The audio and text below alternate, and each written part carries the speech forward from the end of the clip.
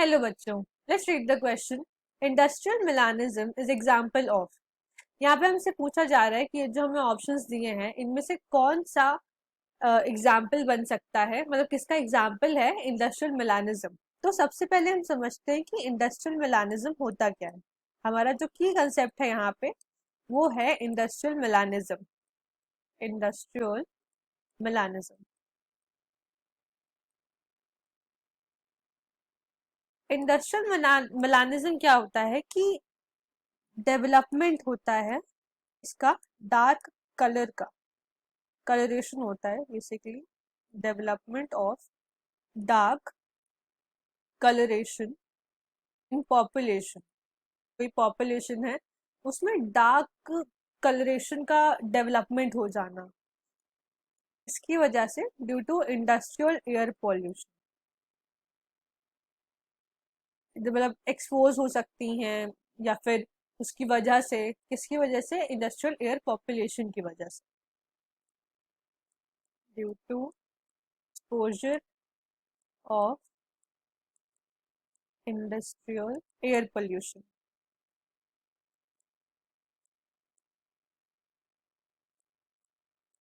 अभी ये जो इंडस्ट्रियल मिलानिज्म है ये एक तरीके से नेचुरल सिलेक्शन का केस होता है। कैसे होता है ये अभी हम एक एग्जाम्पल के थ्रू समझेंगे। ये नेचुरल सिलेक्शन का केस होता है और ये प्रोटेक्टिव होता है। क्या होता है? प्रोटेक्टिव होता है एंड अडेप्टिव कलरेशन होता है।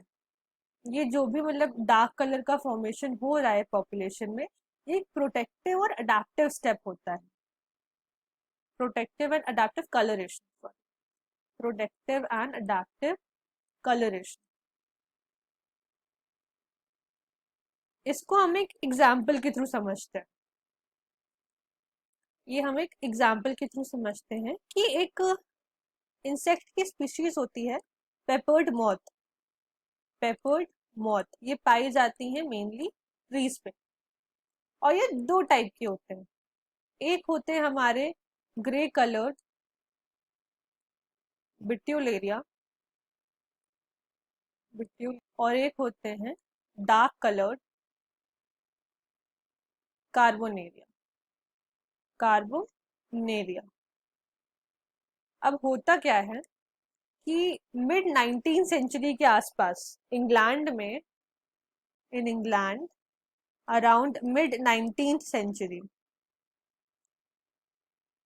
मिड 19th सेंचुरी, ग्रे वाले जो मॉथ थे इनका नंबर ज्यादा था एंड ये जो डार्क कलर्ड के थे इनका नंबर कम था। क्यों कम था? क्योंकि जो ट्रीज होते थे वो उस टाइम थोड़े वाइट के शेड में होते थे। क्यों वाइट के शेड में होते थे? क्योंकि लाइकन्स प्रेजेंट थे, तब पोल्यूशन कम था, तब इतना पोल्यूशन नहीं था, पोल्यूशन कम था तो ग्रे वाले ज्यादा थे। अब ग्रे वाले ज्यादा थे तो जो भी प्रेडेटर्स होते थे ये इनको एस्केप कर लेते थे क्योंकि दिखते ही नहीं थे। कैसे नहीं दिखते थे? क्योंकि ये ब्लेंड कर जाते थे with the environment, blended with environment. और ये ब्लेंड करने की वजह से ये एस्केप कर देते थे प्रेडेटर्स को। एस्केप्ड प्रेडेटर्स, प्रेडेटर्स का प्रे नहीं बनते थे।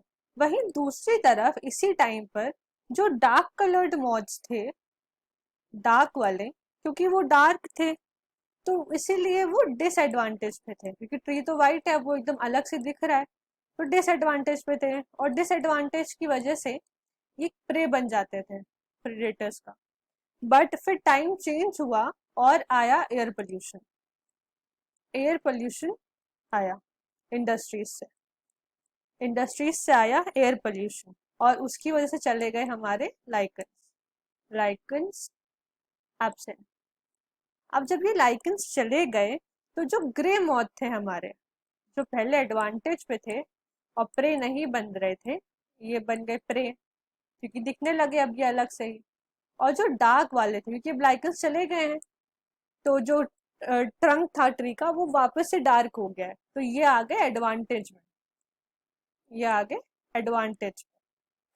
अब इससे क्या पता चलता है हमें कि चेंज होता रहता है हमारे आसपास, चेंज अकर्स, चेंज होता रहता है, और जो नेचर होता है वो सेलेक्ट करता है, नेचर सेलेक्ट। और नेचर किसको सेलेक्ट करता है?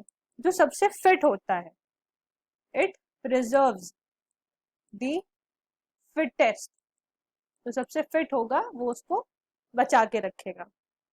अब हमारे ऑप्शंस देखते हैं। सबसे पहला ऑप्शन है हमारा नेचुरल सिलेक्शन।